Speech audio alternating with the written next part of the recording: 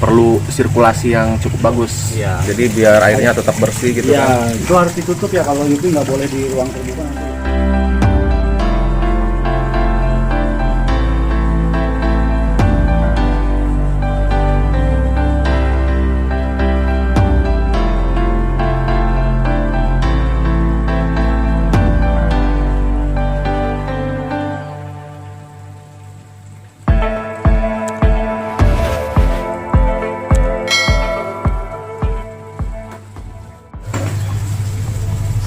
Assalamualaikum warahmatullahi wabarakatuh. Salam jumpa kembali bersama saya di channel Kituan Kreasi. Teman-teman, kali ini saya berkunjung ke kediaman saudara saya. Dia ini kebetulan sepupu saya. Jadi ibunya itu adik kakak sama ibu saya. Di sini saya akan membuat video tentang ide kreatif untuk pembuatan kolam koi. Oke, langsung saja kita lihat ya. Halo, assalamualaikum. Waalaikumsalam. Nah, ini teman-teman yang punya kolam koina tuh bisa dilihat ya. Ini enak buat tongkrongan di sini juga. Ini di lantai 2 ya. Untuk tempatnya. Namanya siapa? Kenalan dulu. Nama saya Lutfi. Kang Lutfi ya. Ya, Lutfi. Nah, ini Kang Lutfi.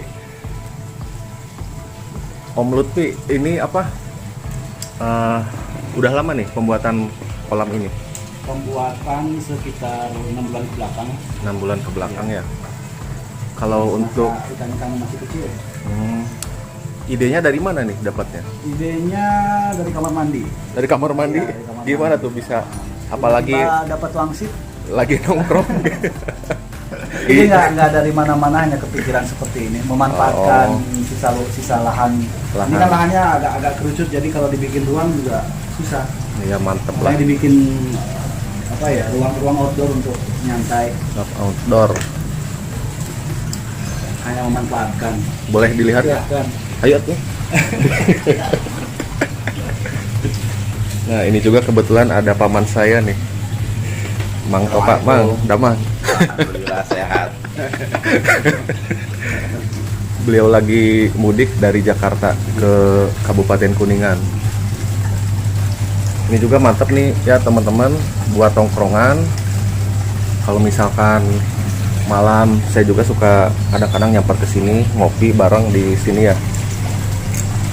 Oke, ini untuk desainnya pakai rumput sintetis. Ya, sintetis. Sintetis. Ini ketebalannya 2 cm. 2 cm. Banyak kok di toko-toko. Ini berapa nih kalau misalkan per meter? Per meter sekitar, lupa ya. Pokoknya ini kemarin tuh beli 10 meteran sekitar 1,2 jutaan. Oh, 10 meter 2,2 jutaan. Berarti 1 lebih meter 200-an. 200-an lah, 220.000 ya. Ya, kurang lebih. Oke, di sini juga desainnya mantap ya teman-teman. Ada bunga-bunga, bermacam bunga. Kebetulan mamahnya juga kan hobi dalam berbunga. Jadi menambah eksotik apa ya dalam penataan tamannya nih. Bambu kuning ya? Ya, bambu kuning. Cuman kuning. kebetulan lagi kering, kena hama mungkin. Di musim hujan soalnya. Oke, ini juga perpaduan antara semen, kemudian ada keramiknya juga, terus kaca. Kalau untuk kaca ketebalan berapa mili? Kalau kaca disarankan kalau untuk kolam seperti ini tuh minimalnya itu 8 sampai 10. Iya. Ini kebetulan pakainya yang 10, jadi Lebih aman lah gitu ya. Nah, soalnya kalau untuk yang 5 mili, lihat orang lain kebanyakan pasti pecah. Oh, pasti. Karena tekanan airnya kan lumayan gede. Kalau untuk akuarium juga kan kalau 5 mili untuk ikan-ikan predator seperti cana yang udah size-nya gede juga kan itu resiko. Ya, sebenarnya ini salah, ini harusnya kalau lebih lebih estetik itu ini harusnya warnanya warna hitam. Apanya? Si tembok kolam sama Oh, lantai iya. itu. Nah, jadi warna si ikannya tuh lebih keluar. Ini jadi salah pilih warna. lebih kelihatan ya. Karena juga bawahnya tuh nggak usah pakai keramik, jadi cukup tembokan biasa aja. Mungkin dengan batu-batu juga Ya, bisa ya. ya. Pasir Malang lah gitu. Oke, untuk sirkulasi air gimana? Pakai pompa seperti apa tuh? Untuk ini sirkulasinya kita ada aerator. Di sini aerator itu fungsinya yang seperti itu, mengeluarkan gelembung oksigen. Oh ini. Ya, di tengah. Nah, kita Itu jadi mulai si ikannya itu dia tetap segar, tetap aktif karena kandungan oksigen di dalam airnya cukup. ini ikan koi ya. Ya, ini ikan koi ini macam-macam sih, ada yang lokal, ada yang blitar. Ya, Ya, memang- hampir semuanya Indonesia, ini punya Indonesia bibitnya. Kalau ikan koi kan memang membutuhkan udara gitu. Ya. Jadi beda dengan ikan cana, kemudian itu gak terlalu butuh udara ya. Kalau misalkan ikan-ikan seperti ini memang perlu sirkulasi yang cukup bagus. Ya, makanya kita bantu pakai aerator. Soalnya untuk hanya mengandalkan apa ya itu pancuran air dari tembok itu kurang. Kalau aeratornya disimpan di mana? Mesin aeratornya? Aeratornya itu tuh di tengah-tengah situ. Oh, itu mesinnya di dalam. Enggak, itu kan pakai selang. Iya. Jadi di bawah lantainya itu kita pasang pipa pasang pipa di sambung jalur ke sini. Di Oh, dalam ini chamber ini ada lubang. Oh, di dalam sini ada lubang ya. Oh, Ya, dimasukkan nah, ke itu sini. nanti selangnya dimasukin lewat. Ini selangnya kayak ini kan? Ya betul. Ini mesinnya yang Oh, mesin aeratornya di sini, teman-teman. Ya. Ini disimpan di luar. Kalau ini jangan di dalam air ya. Ini harus di atas. Oke, ini merek apa? Air pump? Mereknya merek Jebo. Jebo ya? Ya, kalau harganya saya kurang tahu, langsung ke toko aja. Oh, iya.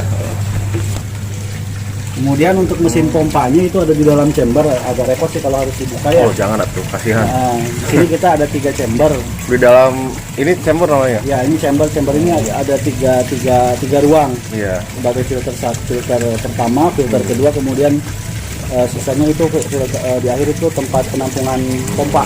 Jadi biar airnya tetap bersih gitu Ya, kan. di dalamnya juga ada lampu UV.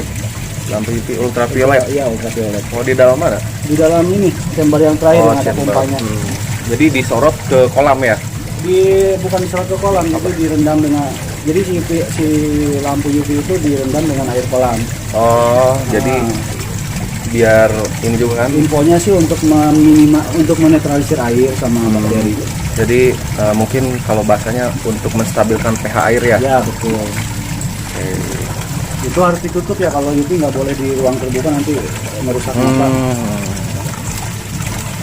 Kemudian itu yang di ujung, yang pojok ada pipa lubang-lubang itu untuk batas air. Jadi kalau air hujan atau apa yang melebihi kolam, nanti langsung otomatis kebuang.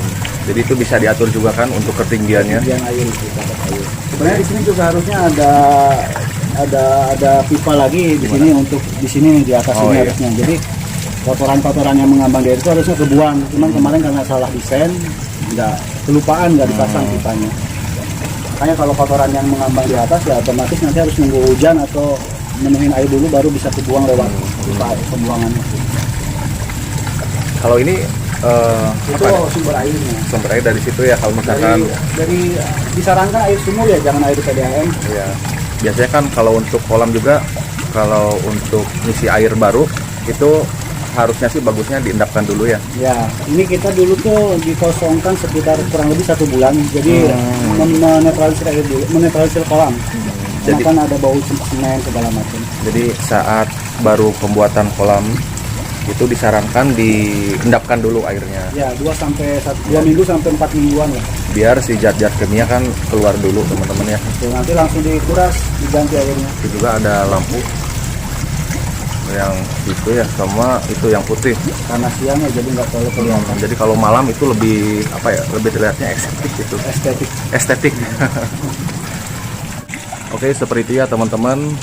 Bagi yang sedang mencari referensi untuk pembuatan kolam, khususnya kolam ikan koi, itu bisa seperti ini teman-teman idenya ya. Intinya sih seperti ini. Nanti bisa dikembangkan lagi desainnya.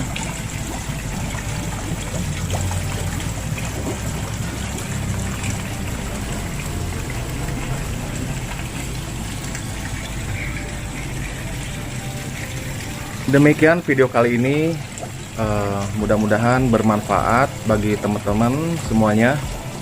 Terima kasih Kang Lutfi ya, Sama-sama. Su- Semoga sukses. bisa bermanfaat dan bisa diaplikasikan Amin, di amin. lahan teman-teman semua ya. Ya, sukses selalu dan sehat selalu buat Om Lutfi sama keluarga juga. Amin. Assalamualaikum warahmatullahi wabarakatuh.